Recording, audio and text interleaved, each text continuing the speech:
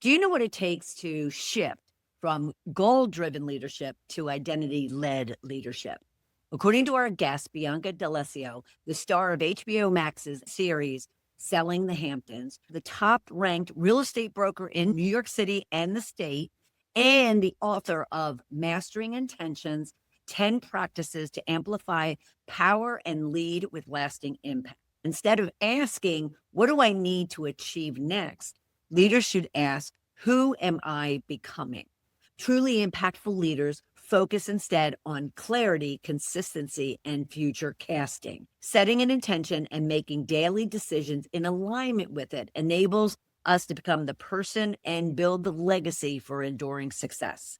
Bianca shares with us why real growth requires intention, not just ambition, how Teamship elevates leadership through shared purpose and cultural accountability. Learn more about Bianca. Go to biancadalessio.com. Welcome to Shedding the Corporate Bitch, the podcast that transforms today's managers into tomorrow's powerhouse leaders. Your host, Bernadette Boas, executive coach and author, brings you into a world where the corporate grind meets personal growth and success in each and every episode. Let's do this. Bianca, welcome. How are you? I am so awesome, and I'm so excited to be here. Why is the subject of ambition, misalignment, and mastering intentions so close to your heart? I love that we're starting here. I have always been one of those very ambitious, go-getter, type A, very goal-oriented and driven people. And as my professional success continued to grow and my team and making more money and doing all of the things, right? Checking all of the boxes of all the things I wanted to accomplish, I just realized I wasn't feeling aligned. I wasn't feeling inspired. I was having the accomplishments, but was the emotion that was attached to it was like, okay, that's another accolade or that's another key milestone.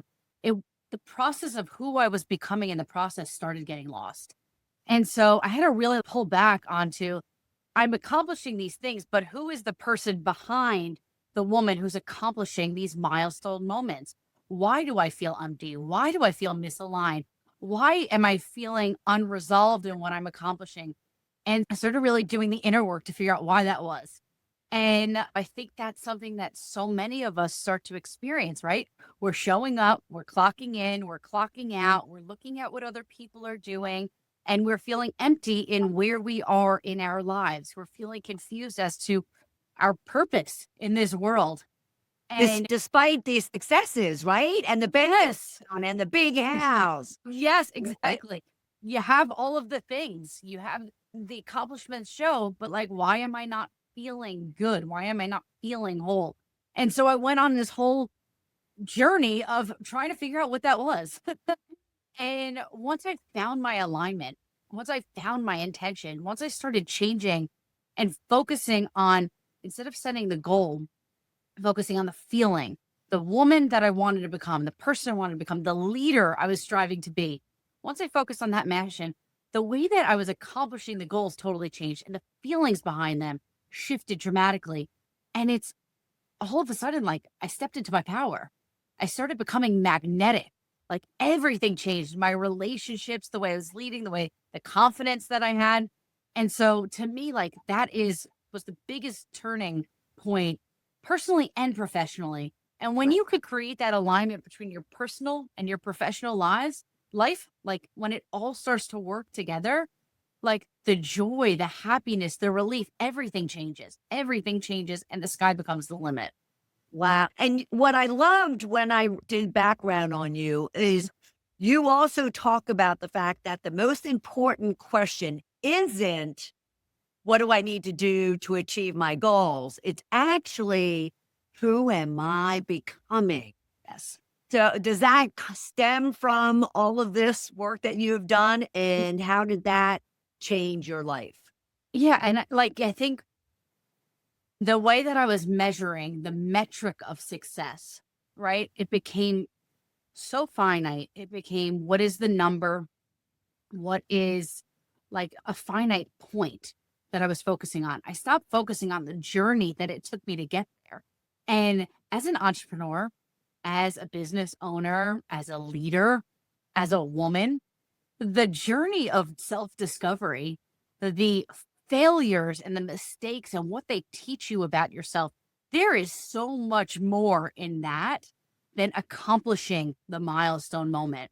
And we don't look at that process. We don't give it enough credit, but that's everything. Like, like the discipline and the tenacity and the resilience that was required in order to achieve the thing that you achieved. That's the heart of it all. And so I just started shifting my mindset of like, how am I focusing and how am I framing my failures? How am I reshaping the goals and the intentions that I'm setting myself to focus on the process, to focus on the journey, to focus on each misstep along the way and what that taught me and how that made me better and how that programmed a muscle memory in me. So when I go to accomplish and achieve the next thing, when I set the goal to be even higher, I have that learned experience behind me, giving me the confidence and the stability, knowing that I can achieve it. So when you do struggle again, which we all will, We all do. We all will. you bang our heads up against the wall, which we will again and again. You're saying that all that history, all those lessons.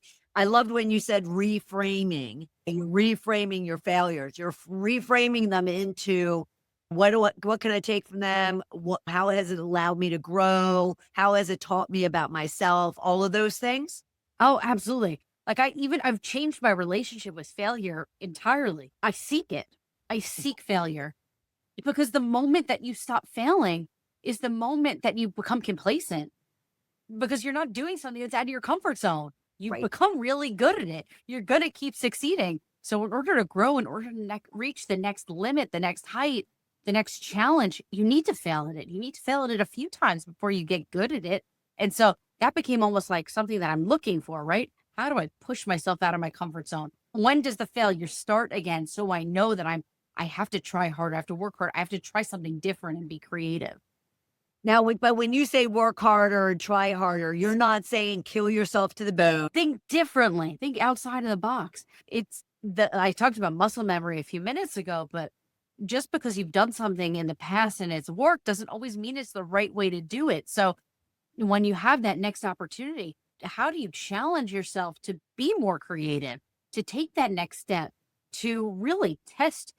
For me, I'm so often figure out, how do I test my leadership skills? How do I try something different to connect with people differently?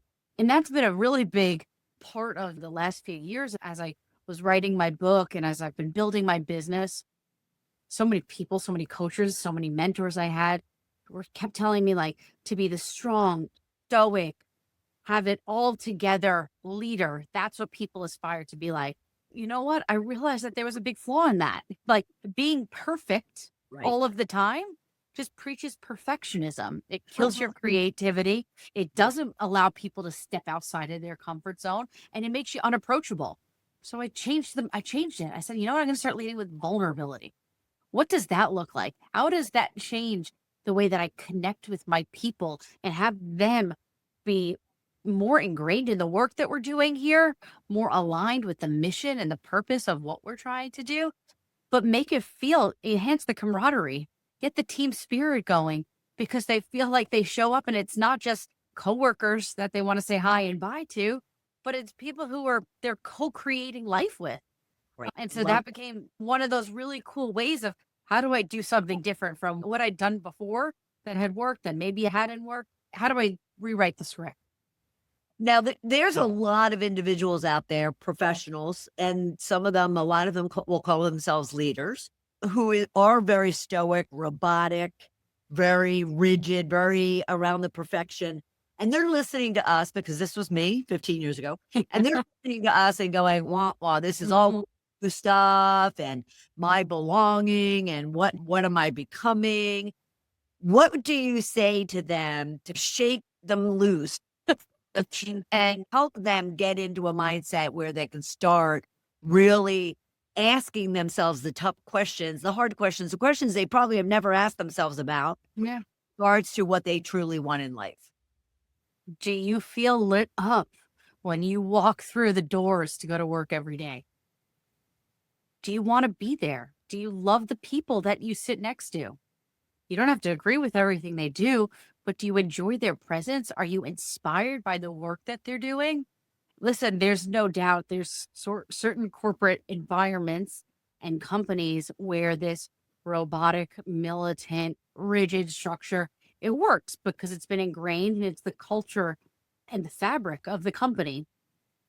But if you're not feeling fulfilled by the work that you're doing, if you're not enjoying the people that you're sitting with, you are going to reach a ceiling of your growth. And if you want to stay there, that's fine.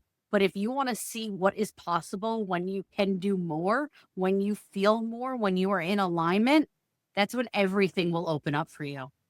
When you say they hit that ceiling of growth, Yeah. isn't there a danger too that it's not even about their growth in their career or their position, but also the danger is how it starts projecting out Yep. into their teams, into the culture, and even into their lives personally. I'm so happy you ended with even into their lives personally. And I love that so much because I struggled with this a few years ago too, where I was like checking into work and I was one person. And then I was trying to leave and go home and become a totally different person. And it created an identity crisis for myself of who am I really? Because I'm seen in one light here and I'm seen in a different light to these people. And who is Bianca? If someone asked, my answer would be different for all of these groups of people. Was a misalignment in and of itself. Now, I'm not saying, of course, you have to maintain your professionalism at work and you could be a little more carefree and fun. But if you really want to connect with people, you have to connect with people on a people level. That is where you're going to find, gosh, the depth, right? I talked about being sticky before, like you could be surface level, but like you could only go so far surface. You want to really inspire people, you want to really move people, you really want to have loyalty and commitment to your workforce. You can't connect surface level. You just can't. And because then the only thing for why your people are showing up is their paycheck. And if that's enough, then that's enough. But if you want to push your people to dream bigger, to be more inspired, you have to connect with them on a personal level. Absolutely. And those individuals, those managers / leaders who don't, Yeah. what message would you have for them? The world's changing. The corporate environment is changing. And we've seen that in the past few years. We are slowly being replaced by technology and computers. The more robotic you continue to be, the more you start to operate like a machine. You want to be different. You want to have people who want to work for people. You want to keep the human element of the workforce and the future. Like you have to become more human. And I would tell them, quite honestly, that if they don't want to be a people person, then don't be a manager. There you go. I'd flat out, that's what I would say. Now that said, because your book, Mastering Intentions, 10 Practices to Amplify Power and Lead with Lasting Impact. That to me was also talking about the fact that you may be in this current state of maybe a robot, maybe not a people person, not connecting, not engaging, not being open and authentic and vulnerable. Doesn't mean that you can't shift and change and transform, right? Oh yeah, no way. Gosh, that's why this book it's so deeply personal to me because they're all practices that I have used to drastically transform my personal, professional, my everything. And the whole book starts with self-awareness and the life experiences that have shaped us to become the person that we are today and how we show up in the world. We all have our own story. We all have our own trauma. We are all going through good times and bad times. That is how we show up in the world. But just because we have a past that has defined who we were up until this point in time, it does not have to define our future if we don't want it to. If we want more, we have the control. We have the power to rewrite it at any point in time. It is in our control to change our lives today. It is in our lives to get rid of a generational programming that we experience from our family. And if we came from a family of non-communicators and say, you know what, I want to learn how to better communicate with my partner and with my kids and with my team. It's in our ability to do that. It just starts with one, recognizing where that comes from. And the book walks you through this process. And then making the decision that you want to make that change and coming to true clarity of, why do I want that? Why am I seeking this? Why am I ready for this? Because once you make those commitments to yourself, then you can start doing the work on, how do I start to become better at this? Why I love that so much is what we try to strive for here in the Shedding the Corporate Bitch community is to help people not reach the point of no return, so to speak. Yeah. Proactively identify those triggers and those signals and those symptoms that are getting them to that point. So I absolutely love that. Yeah. And I want to, this came from, it was 2 years after I had started my current company. I was going on my first vacation since I had started the company with my brother and sister. And at that point in time, I was, as we are when we start a new business, head was down, hadn't looked up, was just going so focused. And I remember going out to dinner. It was one of the first nights we were on the trip. And my siblings had an intervention with me, pretty much saying, Bianca, we don't like the person you've become. You're unrecognizable. You're exhausted every time you're with us. You're like a shell of a person. You don't put the phone down. You can't relax. Your laugh is fake. Are you okay? What's going on in there? And if you don't start to be more considerate and more aware and part of our lives and make an effort, we're not going to want you in ours. And to me, if you like ask me, what was the purpose of why am I trying to build my business? It was to provide and to create something incredible for my family that I could be proud of. So I can support and grow and everything. My siblings are my two best friends. Yeah. And that was my rock bottom intervention moment where I was like, I need to pull myself out of this. Like, Right. I'm burning the most important relationships to me because I can't pull my head up and look at the bigger picture of why I'm trying to do this. And that was the point where I didn't know how I was going to make the change at that point in time. I just knew I needed to make a change. So Right. it is possible at any point in time. When you have that moment, change is possible. And always, I say, small steps, big dreams, but small steps. You got to start small. Love that. And it's so funny because I didn't have an intervention. I actually went to my 5 sisters and their mother and asked them to write down on a piece of paper every attribute and thought that they had of me, good, bad, or ugly. And trust me, it was something ugly. It was good and really ugly. But it was such a self-discovery moment. And I think your intervention was the same. And therefore, there's tools and there's people that people can go to, wouldn't you say, to say to them, how would you describe me? How am I showing up? What am I doing right or not doing completely? Would you recommend that type of discussion? I love what you did. That's amazing. Going to the people who are closest to you. But I would also say, you go to the people who are closest to you. This is hard for some people who don't have the most supportive family structure, True. especially when they're growing a business. Also go to friends, go to the people you respect, go to the people you trust, go to the people who will be honest with you and ask them in the workplace, your friends, your family, anyone you have who you could ask for an opinion. I love that so much. And I think I think that's easier if you're not in the point of full self-awareness. I did a very similar exercise for myself where I wrote down who I wanted to be to all of the people in my world. And I started thinking about, like, how do I be a better sister? What do I need to do to be a better sister? What do I need to be a better daughter? What do I need to do to be a better partner? But that, I would say, is almost step 2. I love yours as step 1 of getting the opinion of others first to help you course correct. I wish someone did an intervention for me years before. I would have saved a lot of pain for everyone, including myself. So I have to ask, when you did that, did you reach like a rock bottom moment, or was it like just a random day that you thought this would be a fun, like, how did that come? Oh, no, I was fired because I was a bitch and I needed to understand that because I didn't see myself the way kind of culminated and I needed proof. And my 5 sisters are the most honest, loving, trusting people I could ask. And they didn't hold back. Let me just say that. It took a couple cocktails, but they didn't Well, hold back. Let's get to some of the leadership aspects of what it is that we're talking about. The one is you introduce the concept of teamship, like a high evolution of leadership. Can you Yep. explain that? As I was writing this book, I feel like so many self-help books focus on the individual, the self. What can I do to become better?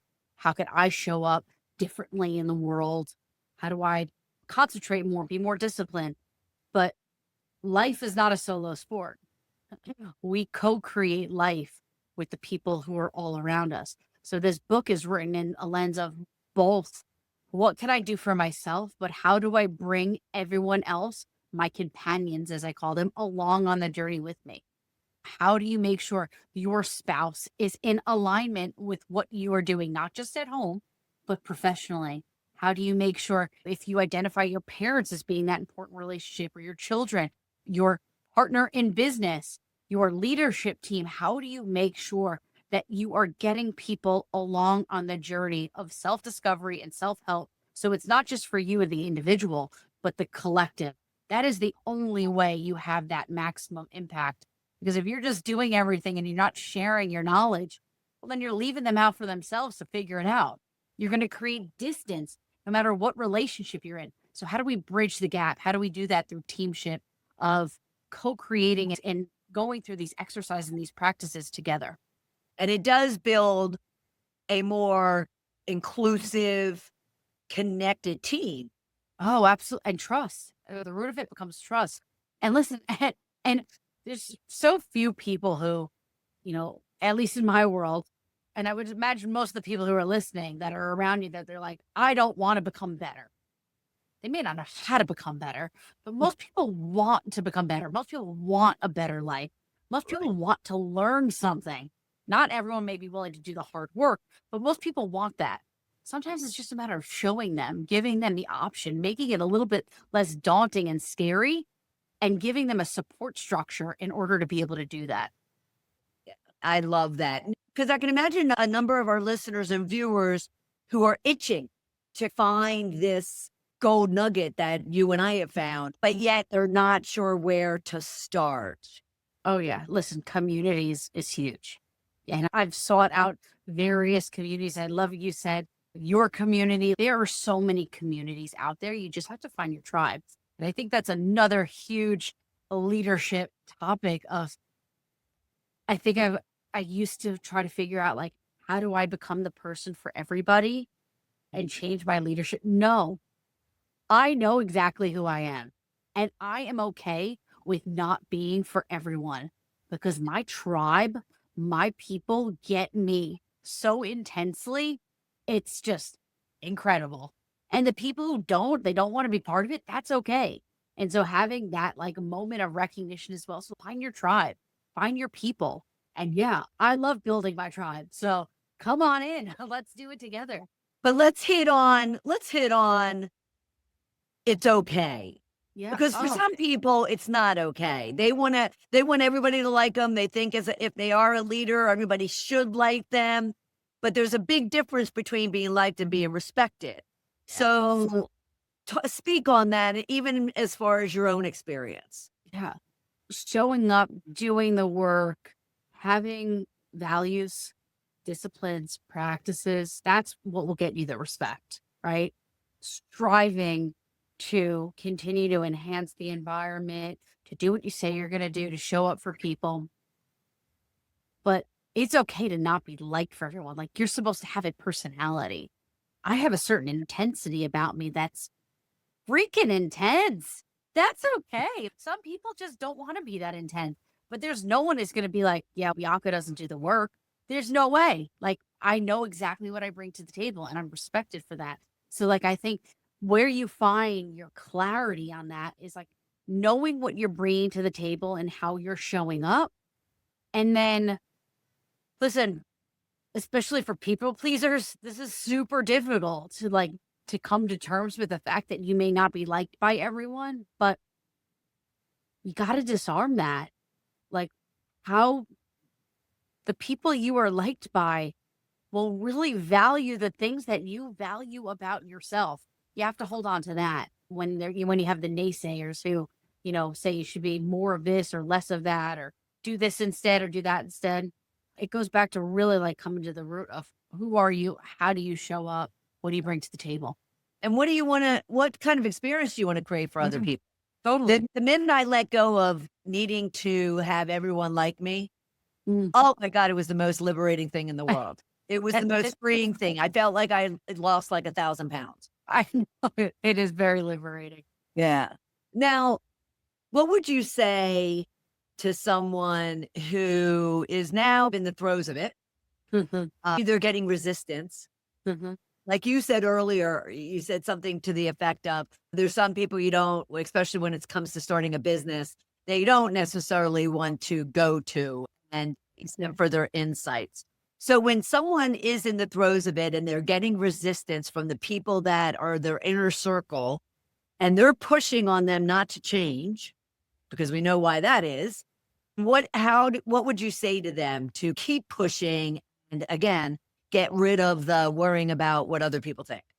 This is, I would say, multifaceted. First of all, my opinion always is to never get professional advice or an opinion unless someone has done it better, smarter, faster, more intently than I have. If someone hasn't achieved the thing or done the thing, I'm not going to get their professional opinion on what course of action I should take.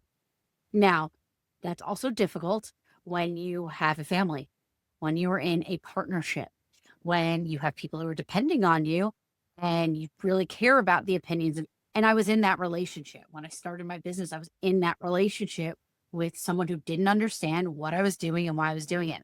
And I had to come to terms with what I was willing to sacrifice in order to grow my business and what I was willing to sacrifice in order to become the person that I knew I wanted to become. And it did come at the cost of my relationship, but that was a choice that I made. I knew was right for me. And that's a very difficult conversation because as you're growing your business and your relationships change, they will go through difficult periods and times.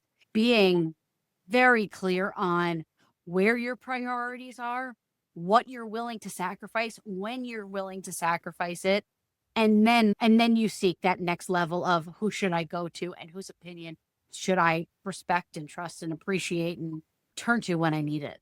No, absolutely love that. So bringing it full circle back to misalignment, that ambition isn't the problem, it's misalignment. Mm. What does misalignment look like to someone so they can start diagnosing themselves? I wouldn't say I'm a woo person, but I'm talking a lot about feelings today. Are you feeling empty? Are you feeling confused? Are you feeling lost? Are you looking at the clock or wishing days would go by or waiting for hours to pass? Trying to figure out the root of why am I wanting to rush time? Gosh, now I just remember being there so clearly of, okay, next month, next year, next week. Okay, I can't wait for later today. Now I'm like, gosh, I wish I could live in this moment longer, have this day longer. Yeah, I can't wait for certain points in time in the future, but I'm definitely not wishing life by because, gosh, does it move really fast? And so I would say that's the biggest thing. If you don't feel at peace, if you are just rushing through things, through life, through experiences, that is when you're probably in a misalignment. And for me, it was I was on the couch. I did not want to get up and actually go into work. When I went into work, I was late or I made excuses to stay home. All of that was And that's not who you are as a person. right. That's why I have really intent like daily check-ins, weekly check-ins, just to see like where's my mental state. And just because I'm saying all of this right now does not mean I don't go through moments or lulls. Like you're getting me. I just came off of a health and wellness retreat this past week. And God damn. But last week I was like, normally I'm like start of the year. Oh, this year my holiday looked a little bit different. I came back, I was feeling a little bit lazy. And like I feel like I'm starting my year yesterday is when I got back. But that's also okay. But Right. like I needed to do a check-in. And also give yourself grace. That is okay. But I needed to do a check-in with myself. Why am I feeling lethargic? Why am I experiencing brain fog? That's not me. Why am I unmotivated to get up and go? Why am I slower on email than normally? Like small things, right? Because high performers, we still do the thing, but we may not be doing it to our full ability or our full capacity. And once you start to notice that, like those are the small slips before it goes too far. Okay, something's off. I am misaligned. I checked myself out of New York. I went down to Florida. I did a whole retreat and I came back and I'm like, all right, I'm ready to go. You got to give yourself what your body and your mind are asking for. Oh, I love that. It is so true. One last tip. What Yes. would you tell our listeners and viewers that they could be doing right now to not worry about the ambition being a problem, but to figure out their alignment and master their intentions? First of all, get clear on your story. Who are you? How do you show up? Literally, write it down. Write your life story down.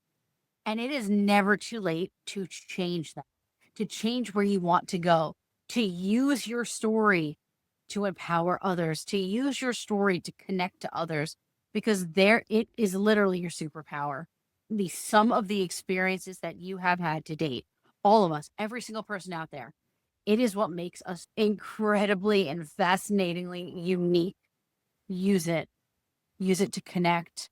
Use it to grow. Use it to share. And you'll find that alignment. Love it. Everyone, please go to her website, BiancaD'Alessio.com. Learn all about her amazing background and the work that she's doing. Also, her book, Mastering Intentions, 10 Practices to Amplify Power and Lead with Lasting Impact. You can also get that on Amazon. You can follow her on LinkedIn and Instagram as well, Bianca D'Alessio. Bianca, thank you so much. I appreciate you being here. This was amazing. Thanks so much for having me on. You're very welcome. I can't thank Bianca enough for sharing so openly and vulnerably her own journey in recognizing how she got misaligned with what her true passions, values, beliefs, and overall ambitions are. And I agree, ambition is not the problem. Us losing sight of what's important to us, that's when we can get ourselves into trouble. I hope you found even one nugget of a tip or a strategy that she discussed that you could be taking and acting on right now so you can get in alignment with what it is that you truly want to create in this one life that you have that goes very fast. And if you enjoyed this episode, please share it with your colleagues, team members, friends, and family, and let them also identify what might be missing in their life and in their work so they too can become powerhouse leaders in both their work and life. And be sure to follow the show. You can go to bulloffirecoaching.com/podcast and follow on any one of your streaming services or on our Shed the Corporate Bitch TV YouTube channel. I look forward to having you for another episode of Shedding the Corporate Bitch. Bye. Thank you for tuning in to today's episode of Shedding the Corporate Bitch. Every journey taken together is another step towards unleashing the powerhouse leader within you. Don't miss any of our weekly episodes. Subscribe to our podcast on Apple Podcasts, Spotify, or wherever you love to listen. And for those who thrive on visual content, catch us on our Shedding the Bitch YouTube channel. Want to dive deeper with Bernadette on becoming a powerhouse leader? Visit balloffirecoaching.com to learn more about how she helps professionals, HR executives, and team leaders elevate overall team performance. You've been listening to Shedding the Corporate Bitch with Bernadette Boas. Until next time, keep shedding, keep growing, and keep leading.